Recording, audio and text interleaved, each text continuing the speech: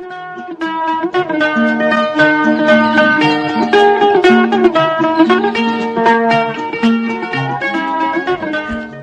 आदाब, hello friends. आपके साथ में हूं फराज और चैनल फिल्मी फराज है। यहाँ बातें फिल्मों की होती हैं। आ लौट के आजा मेरे मीत, तुझे मेरे गीत बुलाते हैं। जी हाँ, ये गीत याद दिलाता है मुकेश जी की। राज कपूर साहब भी याद आ जाते हैं, पूरी टीम, शंकर जयकिशन साहब, शैलेंद्र जी, हसरत जयपुरी साहब और मुकेश जी ने और भी लोगों के लिए गीत गाए हैं। हीरो के लिए, कई हीरोज के लिए, दर्द भरे भी और रोमांटिक सॉन्ग्स भी, हर तरह के, ये बताने की जरूरत नहीं।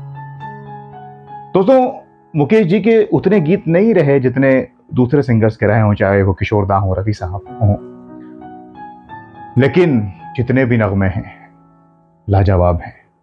कभी कभी मेरे दिल में ख्याल आता है। आज एक मार्मिक किस्सा आपको सुनाता हूं मुकेश जी का, उनकी इंसानियत का। लौट के आजा मेरे मीत, तुझे मेरे गीत। जो प्यार तूने मुझको दिया था वो कभी मेरे दिल में ख्याल आ। जब गमे इश्क सताता है तो हंस चांद आहें भरेगा। फूल दिल था आंद सी महबूबा हो मेरी, कब ऐसा मैंने या गर्दिश में हूँ, आसमान का तारा हूँ, आवारा हूँ। कहे अगर जीवन भर मैं गीत सुनाता जाऊं। ये मेरा दीवानापन है या मोहब्बत। तो साहब, हुआ यूं कि मुकेश जी एक बार शिरडी गए। साईं बाबा के भक्त रहे, शिरडी गए। और ये उस दौर की बात है जब 60 के दशक की शुरुआत की, जब लोग हीरो हीरोइन को पहचानते थे, मैगजीन्स में उनके फोटोग्राफ्स आते थे, लेकिन गायकों के या संगीतकारों के, गीतकारों के इतने नहीं आते थे। तो लोग इतना नहीं जानते थे जिस तरह आज मीडिया है, सोशल नेटवर्किंग साइट्स हैं। अब मुकेश जी जब शिरडी गए तो दर्शन करने उन्हें जाना था, तो उन्हें एक रिक्शा वाला मिला। मुकेश जी उस रिक्शा में बैठ गए, साइकिल रिक्शा। अब जब वो जा रहे थे तो वो साइकिल रिक्शा वाला गीत गा रहा था मुकेश जी के। अब मुकेश जी को पहचान नहीं पाया, क्योंकि मैंने आपको बताया कि उस जमाने में इतना नहीं था, इक्का दुक्का कोई तस्वीर छप जाए तो छप जाए। सारे रास्ते वो मुकेश जी के नगमे गा रहा था। मुकेश जी मुस्कुरा रहे थे मंद मंद। मुकेश जी को सूझा कि चलो कुछ मजाक करें इस रिक्शे वाले से। तो मुकेश जी ने कहा, भाई किसी और गायक के गीत गाओ, ये किसके गीत गा रहे हो? तो उस साइकिल रिक्शे वाले ने रोक दिया रिक्शा और कहा कि देखिए जनाब, मैं तो इन्हीं के गीत गाता हूं, मुकेश जी के। आप चाहें तो उतर जाएं, मैं किसी और के गीत नहीं गाता।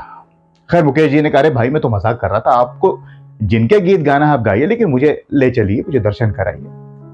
लिहाजा रास्ता कटा और मुकेश जी ने कई बातें की, जैसे उस साइकिल रिक्शा वाले ने बताया कि लाजमी सी बात है, घर के हालात इतने अच्छे नहीं थे, एक लड़का एक लड़की जो मुश्किल से पढ़ते थे, और तमाम बातें हुई, दर्शन हुए, सारी चीजें हुई। और मुकेश जी ने फिर उस रिक्शा वाले से कहा कि क्या आप मुकेश से मिलना चाहते हो?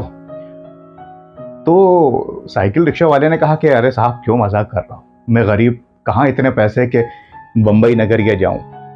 उस जमाने की बंबई, आज की मुंबई, कैसे जाऊंगा? और वो मुझसे क्यों मिलेंगे, इतने बड़े आदमी?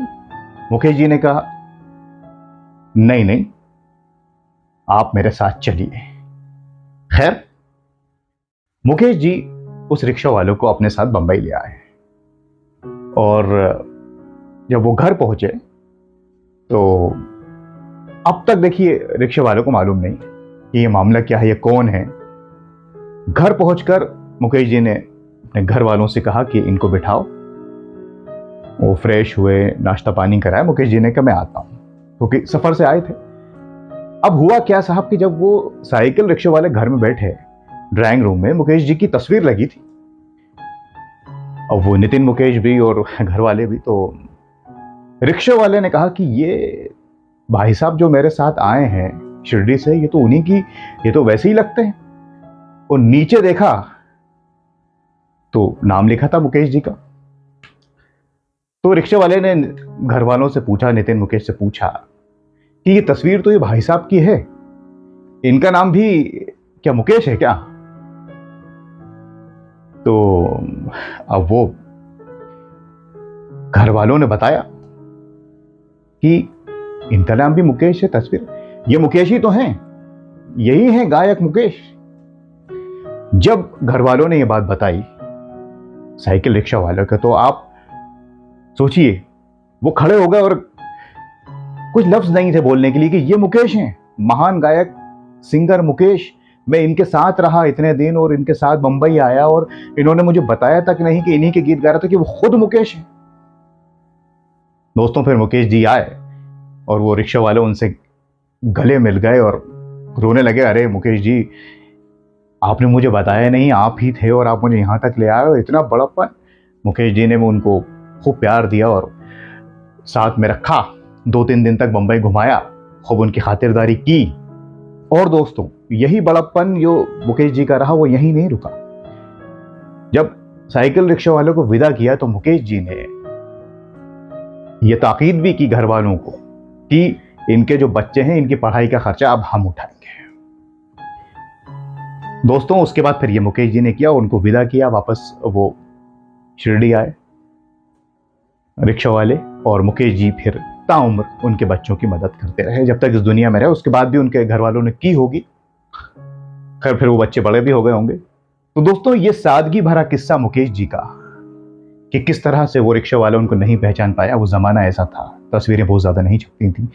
और मुकेश जी का बड़प्पन, इंसानियत के महान गायक और महान इंसान बंबई लाए और घुमाया और पता नहीं चलने दिया, फिर पता चला तो फिर जिम्मेदारी ली बच्चों की।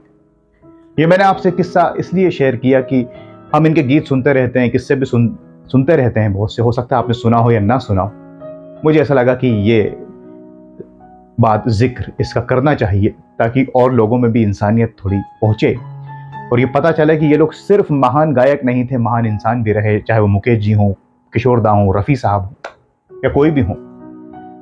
तो आज का ये किस्सा बस यहीं तक। आपके पास भी कोई बात हो, कोई कहानी, किस्सा, कोई स्टोरी जुड़ी हो इन लोगों से, तो आप हमसे शेयर कर सकते हैं, हम उस पर भी कार्यक्रम बनाने की कोशिश करेंगे। अब मैं जाता हूं, कोई और कार्यक्रम आपके लिए रिसर्च करके लाऊंगा। तब तक के लिए आप बने रहें चैनल फिल्मी फराज के साथ, सुनते रहें मुकेश जी के गीत, रोज ही सुनते हैं। कौन सा आपका फेवरेट गीत है मुकेश जी का, या कौन से नगमे हैं कौन सी फिल्म के, वो हमें आप कमेंट्स करके बताइएगा। अगले कार्यक्रम तक के लिए बहुत ख्याल रखें। नमस्कार, खुदा हाफिज।